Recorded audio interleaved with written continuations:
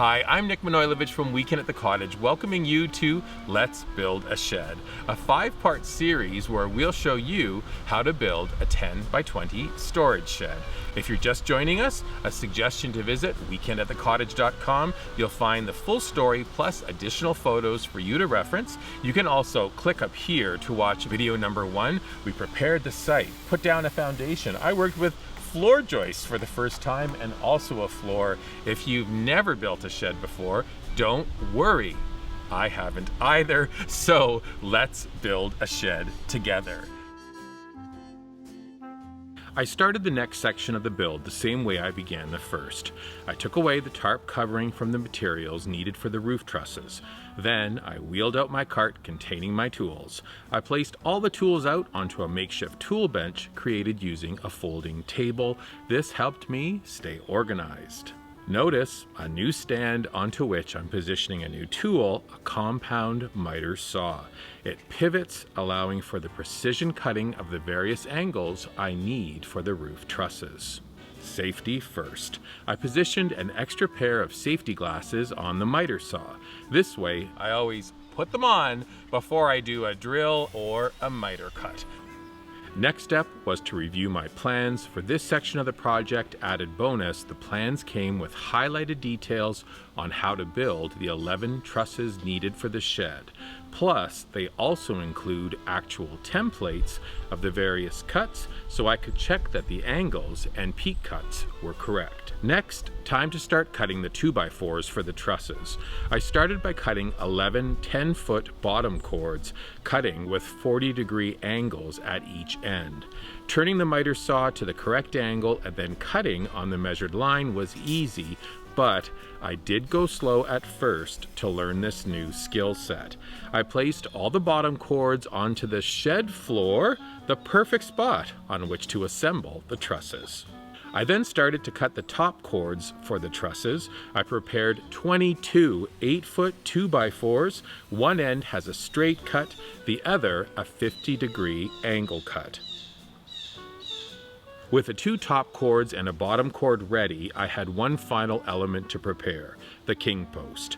This important central post runs from the top peak of the truss to the bottom chord. The plans came with a template drawing for this post as well. Perfect. Now, with all of the elements cut, I positioned my first truss down on the shed floor, and then, wait, what? Time for gussets. Gussets are plates or brackets used for strengthening an angle in framework. The plans indicated I needed one for each corner, one for the top peak, plus a smaller rectangular gusset to secure the king post.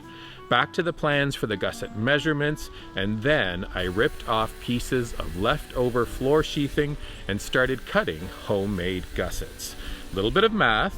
2 gussets on the bottom, 1 on the peak, 1 joining the king post of, I need gussets on both sides of the truss. That's 11 trusses, that's 88 gussets. Trust me, I did have a moment or two where I was thinking, I suddenly feel like I'm in the gusset business. I cut a lot of gussets. Once the gussets were all cut, I started securing them in place using my electric precision drill and wood screws. With the first side of the first truss done, I remembered a really fab piece of advice from my builder guy where he suggested drilling offcuts down onto the floor to mark the location of the truss. Then, when I flipped the truss, it fell into place. I added the gussets on the back side, and those cuts allow for the quick and correct positioning of the next truss. So I continued. This part of the project, I learned a lot about trusses and gussets, but I also learned about going with the flow, where I had to remove the king post on 2 of the trusses and use other braces to turn them into rafters. More about that in a second, but for now, let's do a recount. After a full day of work, how many trusses did Nick make? Count them. 11 in total, and I have to say this was some pretty serious heavy lifting. Doing this on my own, I learned a lot. A couple of things of note. Always make sure you're reading your plans completely. There I was in bed a couple of nights ago, 11 o'clock, dreaming of my shed, I think as we all do, and there in fine print, if you're installing vents, make sure to remove the king post from your rafter. Those little tiny details as you go through, that's why I had to do that adjustment on the front and back rafter. Final takeaways on this: expect heavy work, but it's so worth it. The text to my family and friends last night was rafters and trusses and gussets. Oh my, it's true. I've learned a lot. I want to do a big shout out to my high school geometry teacher. Remember all those times I said, are we going to use this stuff going forward? Finally, I can tell you angles are important, and this episode has proved it. Coming up on episode 3, guess what? The walls are going up. If all things go as planned, I have friends coming this weekend. There will be good food. I have my fridge stocked with beer, and walls will go up for the next 3 episodes of Let's Build a Shed. Thanks for joining us. Until next time.